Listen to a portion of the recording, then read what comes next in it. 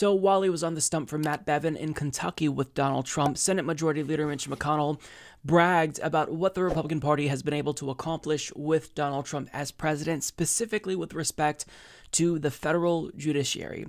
And I don't care if you are on the left, the center, it doesn't matter. This is something that should be of great importance to all of us because this has implications that are lasting, right? Even if we're able to successfully defeat Donald Trump in 2020, well, the way that he has remade the judiciary, that will have a lasting impact for decades to come. So this is what Mitch McConnell said, and keep in mind that what he's saying is accurate.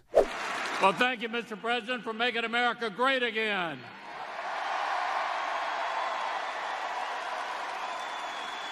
And Matt Bevin is making Kentucky great again thanks to your help tonight. And working together, we're changing the federal courts forever. Nobody's done more to change the court system in the history of our country than Donald Trump.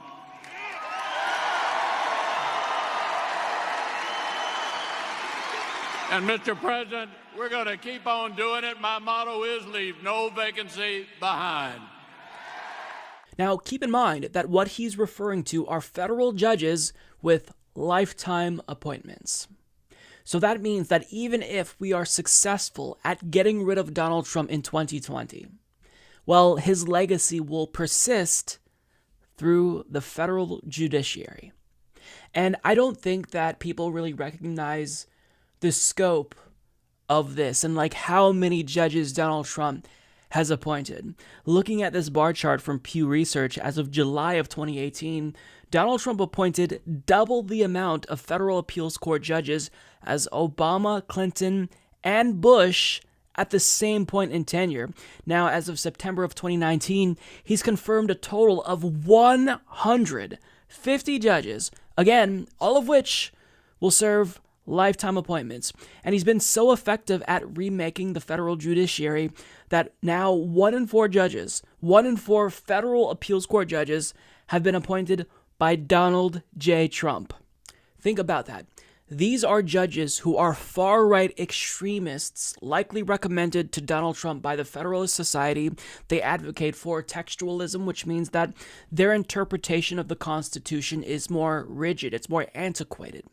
So, in short, what that means for you and I, when it comes to civil rights, civil liberties, when it comes to large multinational corporations, they're going to rule against us.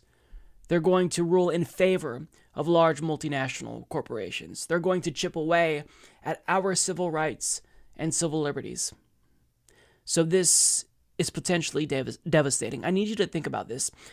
Even if we get a Bernie Sanders presidency, if Bernie Sanders is elected and we get the best case scenario, well, let's say Bernie Sanders passes Medicare for all.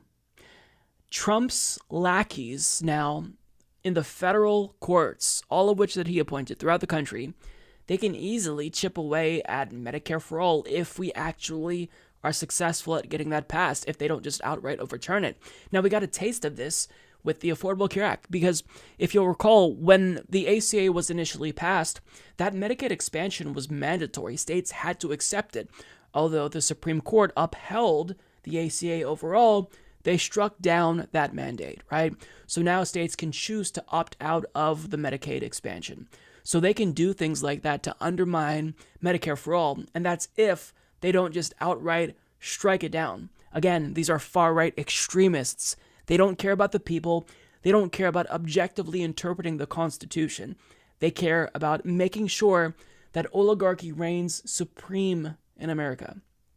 So this is something that people need to be talking about and paying attention to, because the implications of this are broad, and this is devastating. Now, I want to play a clip of MSNBC from Chris Hayes. He interviewed Senator Jeff Merkley, and he talks through the implications of this, but also he explains how Republicans have been so successful at stacking the courts. They have changed the rules in terms of how these nominees happen. There used to be the system called the blue slip process, which sort of granted to home state senators a kind of veto particularly district court nominees. That's gone now. It existed under Obama and under Democratic rule. McConnell's gotten rid of it. What are the implications of that?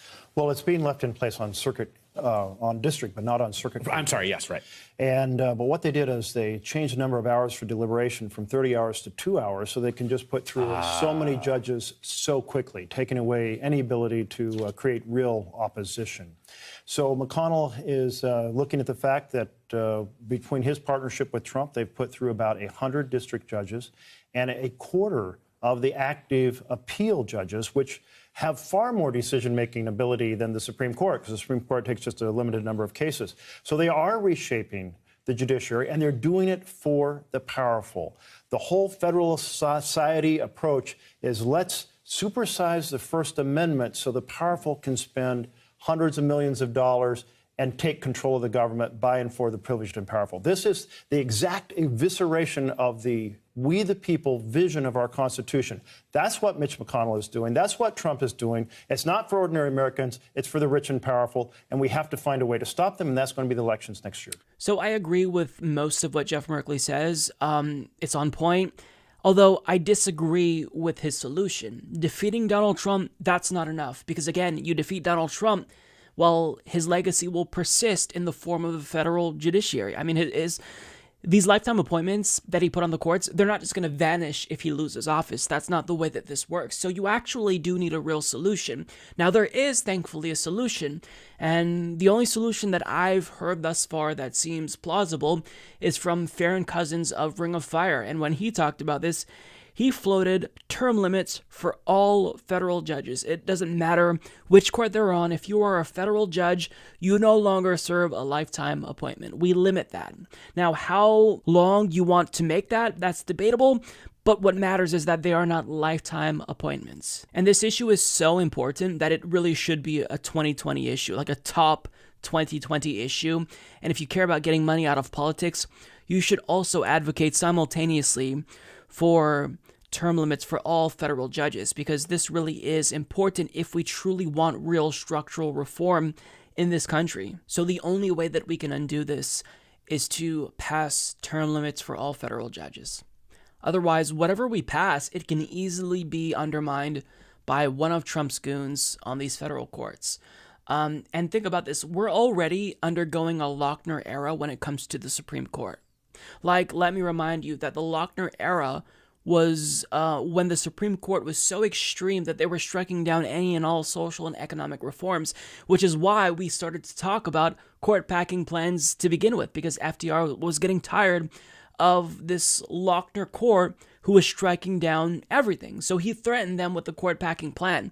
Well, we're already beyond that conversation. Like, we are in a Lochner era now, but it's not just the Supreme Court that we have to focus on. It's all of the federal courts. Because again, what Donald Trump has done is he's been so effective at appointing all of these judges, mostly due to the help of Mitch McConnell, that now his legacy will last for decades. These are lifetime appointments. They will be dictating U.S. law and interpreting the Constitution for decades to come, for most of our lives. So if this isn't of the utmost concern to you, then you need to raise the salience of this issue fast. More people need to be talking about this, because for Donald Trump to have appointed 25% of all federal appeals court judges, that is devastating.